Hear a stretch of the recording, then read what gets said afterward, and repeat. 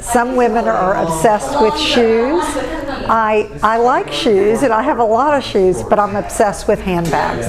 And a number of years ago at Neiman Marcus, when I was much younger, I was what we called the Vice President and Divisional Merchandise Manager over the handbag area. So I had all the buyers that bought handbags for all the Neiman Marcus stores. And I grew to love handbags. And I have an amazing collection of handbags.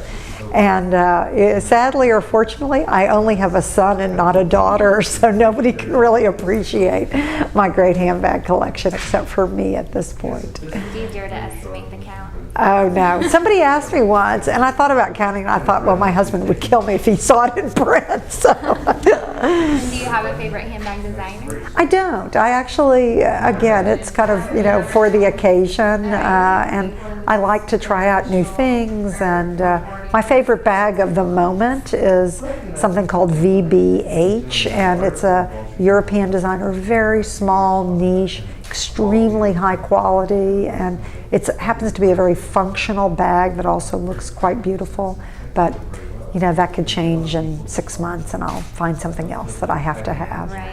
Yeah. I've been with Neiman Marcus for 27 years now, so I started when I was not quite out of college, but a few years after. And I think that one of the things that I tell our college recruits, they've just graduated from college, so I tell them they need to learn to be flexible, and I think that was one of the things that probably has served me best in my career, is that when upper management asked me to go take a job, maybe it was something I'd never thought of and I didn't necessarily have any interest in it, but they said, we think you'd be good in this job. And so I said, okay, well, you have a bigger picture of things, so I'm willing to go try it. And in the end, that served me extremely well. And I think one of the reasons that I've stayed with the company so long is because I've never been bored. I've always been challenged. I went and ran our e-commerce business when we had just started, and nobody was doing luxury e-commerce. And it was this situation where the CEO of the company said, Karen, we need somebody to go run this business, and will you go do it? And I'm like, sure, I don't know anything about the internet, but I'm game.